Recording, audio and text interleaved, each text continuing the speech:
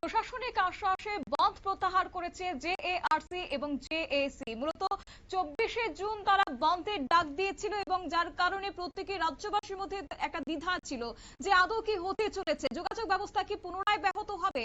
তবে এবার অবশেষে প্রশাসনিক আশ্বাস দেওয়াতেই স্বাভাবিক হয়েছে আসাম আগরতলা জাতীয় সড়ক এবং রেল চলাচল। দীর্ঘ আলোচনার পর জনজীবনে যেন একটা স্বস্তি মিলেছে। রাজ্য সরকারের সঙ্গে একাধিক দফা আলোচনার পর প্রশাসনের পক্ষ থেকে ইতিবাচক আশ্বাস পাওয়ার পর তারা তাদের ডাকা বন্ধ অনির্দিষ্টকালের বন্ধ প্রত্যাহারের ঘোষণা করেছে জেএআরসি এবং জেএসি নেতৃত্বরা। কি জানিয়েছেন সংগঠনের সদস্যরা, শুনুন।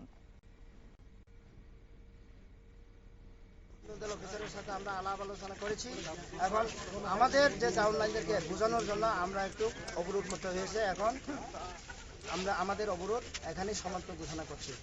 আমার নাম থমাস পাসারাম ত্রিপুরা, আমি জেএআরসি এবং জেএসির ওয়ার্কিং প্রেসিডেন্ট। আচ্ছা, আপনারা তো রিটেন দিয়ে বলেছিলেন যে রিটেন দিতে হবে সরকারের তরফ থেকে।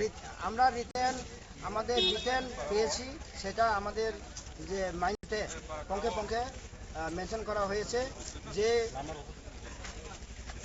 আমাদের ডিমান্ডটার উপরে ওনারা আমাদের সাথে যে ডিসকাশন করেছে, যে আলাপ আলোচনা করেছে, সেটা আমরা ওনাদের সাথে বুঝে শুনে আমরা এই পয়েন্টগুলোকে ওনাদের কাছে উত্থাপন করতে পেরেছি এবং সেই মোতাবেক আমাদের নোডাল অফিসাররাও আমাদেরকে বোঝাতে পেরেছে এবং সেই মোতাবেক আমাদেরকে ইন রিটার্ন মাইনর পাস করে আমাদেরকে দেওয়া হয়েছে।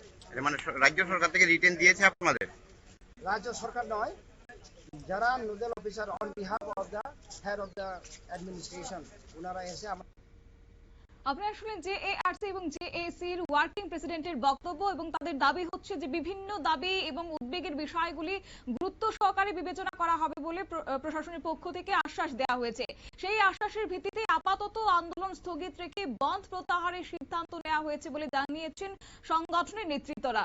বন্ধ প্রত্যাহারের ঘোষণার পরই স্বাভাবিক হতে শুরু করেছে যান চলাচল, যোগাযোগ ব্যবস্থা। আসাম আগরতলা জাতীয় সড়ক, রেল যোগাযোগ ব্যবস্থা পুনরায় স্বাভাবিক হয়েছে বলে জানা গেছে।